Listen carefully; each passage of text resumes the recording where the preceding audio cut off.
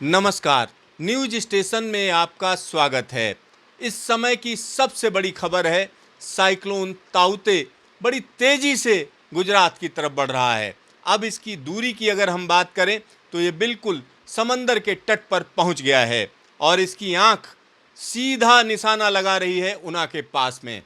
यानी जिस जगह पर ये तूफान पार करेगा, हम उसकी बात कर रहे हैं। वैसे ये साइक्लोन एक बड़ा वेदर सिस्टम होता है जिसका हम कह सकते हैं आगे वाला हिस्सा निकलना शुरू हो चुका है। यहाँ पर मैं दिखाऊंगा कि ताज़ा जो सैटेलाइट इमेजरी है वो मैं आपको दिखा रहा हूँ। इसमें आँख आप देख सकते हैं कि क्लियर कट आँख दिख रही है।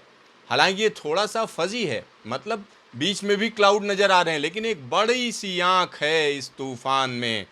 इसका मतलब ये हुआ कि इसमें जो हवाएं चल रही हैं ज़बरदस्त हैं, क्योंकि देखिए ये हिस्सा, आगे वाला हिस्सा तूफान का, हम कह सकते हैं सौराष्ट्र के ऊपर से होकर गुजर रहा है। अहमदाबाद के ऊपर बादल छाए हुए हैं और कई जगहों पर झमाझम बारिश का सिलसिला शुरू हो गया है। और ये खंभात की खाड़ी है, यहाँ पर जो मैं आपको दिखा रहा हूँ ये खंभात की खाड़ी है। यहाँ के तमाम इलाकों में ज़बरदस्त ऊंची ऊंची लहरें उठ रही हैं और तेज़ हवा चल रही है। इस समय की बात करें तो ये हम कह सकते हैं मुश्किल से 40-45 किलोमीटर की दूरी है दीव से, यानी दीव के बिल्कुल पास पहुंच चुका है। जब ये आँख लैंडफॉल करेगी, जो कि अगले 2 से ढाई घंटे में शुरू हो जाएगा, तब ये कहा जाएगा कि जो साइक्लोन है उसका लैंडफॉल शुरू हो गया है। और ये पूरी की पूरी घटना हम कह सकते हैं अपने आप में ज़बरदस्त है। यहाँ पर देखिए किस तरीके से स्पाइरल बैंड्स चल रहे हैं, दूर तक जा रहे हैं। और ये मध्य प्रदेश का इलाका है, यहाँ लाइटनिंग चल रही है, यहाँ कई जगहों पर बारिश हो रही है।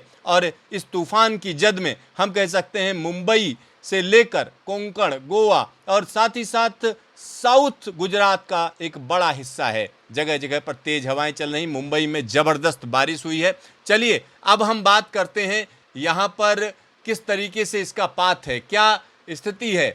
अगर हम इसके रास्ते की बात करें तो ये आप आसानी से समझ सकते हैं कि क्या स्थिति है। यहाँ देखिए किस तरीके से ये रास्ता है। तो ये बिल्कुल दीव के पास में, दीव के पूरब में ऊना के पास से होकर ये तूफान गुजर रहा है। ऊना के पास में लैंडफॉल कर रहा है और उसके बाद एक बड़े इलाके को प्रभावित करता हुआ ये देखिए पूरे गुजरात को पार करता हुआ ये राजस्थान में पहुंच रहा है। और राजस्थान में भी इसकी ताकत अच्छी खासी रहेगी। मतलब अगले 24 से 48 घंटे में निश्चित तौर पर राजस्थान के तमाम इलाकों में अच्छी खासी बारिश की संभावना है, जिनमें हम कह सकते हैं आबू रोड के पास वाले इलाके, संचोर और इसके अलावा भिनमल, सिरोही, पिंडवाड़ा, इस तरीके से जालौर और इसी के तरीके से पाली, जोधपुर, ये सारे इलाकों में बारिश की पूरी संभावना है। उदयपुर में भी बारिश होगी, डूंगरपुर में भी बारिश होगी। तो ये स्थिति हम कह सकते हैं कि तूफान की है और अगले कुछ घंटे काफ़ी निर्णायक हैं। यहाँ पर एक और चीज़ मैं आपको दिखाना चाहूँगा कि किस तरीके से ये तूफान एक बड़े इलाके पर अपना असर डाल रहा है। इस समय की बात करें तो हम कह सकते हैं सौराष्ट्र का पूरा हिस्सा बादलों से ढका हुआ है और जो कोस्टल एरियाज हैं वहाँ पर ज़बरदस्त तरीके से हवाएं चल रही हैं। आइए हम आपको दिखाते हैं कि इस समय की जो बुलेटिन है, ताज़ा बुलेटिन क्या कह रही है।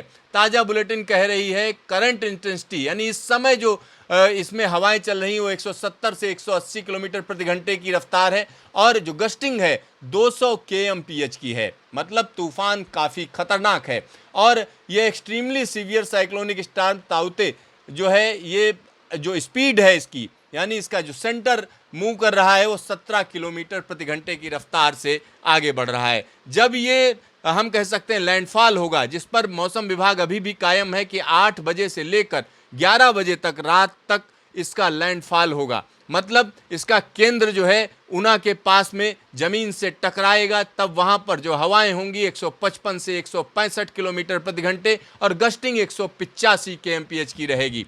और यहाँ पर बारिश की अगर हम बात करें तो एक बड़े इलाके में सौराष्ट्र, दीव और जो एडजॉइनिंग गुजरात का इलाका है, 17 तारीख को heavy to very heavy rainfall होगी। गुजरात रीजन में कई जगहों पर भारी बारिश होने की आशंका है और 18 मई को भी बारिश का सिलसिला जारी रहेगा। अब देखिए कि जो हवाएं चलेंगी, हवाएं जो gale winds speed reaching 70 to 80 kmph, gusting 90 kmph prevailing along the along and off south Gujarat. South Gujarat में 70 से 80 किलोमीटर प्रति घंटे की रफ्तार से हवाएं चल रही हैं और इसी के साथ हम कह सकते हैं जो समंदर से जो हवाएं चलेंगी वो 155 से 165 kmph, gusting 185 kmph Gujarat coast में हो जाएगी। अमरेली और भावनगर, जूनागढ़, गिर सोमनाथ, इन सभी जगहों पर ज़बरदस्त हवाएं हैं और कोई भी इलाका अछूता नहीं है। चाहे हम बात करें भरूच की, आनंद की, साउथ अहमदाबाद, बोटाड की, सब जगहों पर ज़बरदस्त हवाएं हैं। चलिए हम एक और चीज़ बताते हैं आपको कि जो स्टार्म सर्ज है यानी समंदर जो अंदर घुस रहा है, अगर उसकी बात करें तो आनंद और अमरेली में 3 से 4 मीटर समंदर का पानी ऊपर उठ जाएगा और गिर सोमनाथ, दीव और भावनगर में 2 से 3 मीटर का स्टार्म सर्ज होने की आशंका है। भरूच और southern part of the Ahmedabad में 1 से 2 मीटर समंदर ऊपर चढ़ेगा। इसी तरीके से सूरत की बात करें, नवसारी, बलसाड़ और सब जगहों पर ज़बरदस्त तरीके से जब लैंडफॉल हो रहा होगा यानी 8 बजे से लेकर 11 बजे रात तक समंदर की ऊंची ऊंची लहरें तमाम इलाकों में घुस जाएंगी। और जो मौसम विभाग ने पहले ही चेतावनी दे दी थी, लिहाजा खंभात की खाड़ी के एक बड़े इलाके से जहां पर समंदर का पानी अंदर घुसने की आशंका है वहां से लोगों को हटा दिया गया है। प्रशासन ने पहले से ही हटा दिया है। तो यहां हम निश्चित तौर पर कह सकते हैं। अब अगर हम बात करें किस तरीके से कहां कहां पर बारिश हुई तो मुंबई कोलाबा में 18.9 सेंटीमीटर की बारिश 2:30 बजे तक ही हो चुकी थी यानी दोपहर तक। सांता क्रूज में 19.4 सेंटीमीटर, अलीबाग में 10.5, दहानू में 7.3 और इसी तरीके से हम गुजरात की बात करें तो गुजरात में भी जगह जगह पर तेज हवाएं चल रही। दीव में 5:30 बजे 40 kmph, पोरबंदर में 30 kmph, भावनगर में 26 और द्वारका में 22 kmph चल रही थी। अभी हवाओं की रफ्तार बड़ी तेज हो जाएगी और बहुत तेजी से हवाएं आगे बढ़ेंगी। यहाँ पर आप देख सकते हैं कि ये जो साइक्लोन है इसका टॉप हम कह सकते हैं, इसमें जो तापमान है -70 डिग्री सेल्सियस यानी व्हाइट वाले इलाके, ये दिखाता है एक्टिविटी बहुत ज़्यादा है और बहुत ऊंचाई तक बादल पसरे हुए हैं या पहुंचे हुए हैं। ये पाथ दिखा रहा है किस तरीके से ये जो तूफान है, अगर हम इसकी बात करें तो ताउते नाम है। देखिए ताउते हम कह सकते हैं म्यांमार का दिया हुआ नाम है और वहाँ एक खास तरीके की छिपकली होती है जिसको ताउते कहते हैं और ये बिल्कुल छिपकली के हम कह सकते हैं, लग रहा है छिपकली जा रही है। इसी तरीके का रास्ता लिया है इसने क्योंकि कोस्ट के एलांग चला है, लिहाजा बहुत से इलाके इससे प्रभावित हो रहे हैं। यहाँ पर आप देख सकते हैं जो ग्रीन इलाका है और इससे डार्क येलो यानी येलो और ग्रीन मिलाकर जो इलाका है, इन सभी जगहों पर ज़बरदस्त हवाएं चलेंगी। तो यहाँ हवा का खेल शुरू हो चुका है।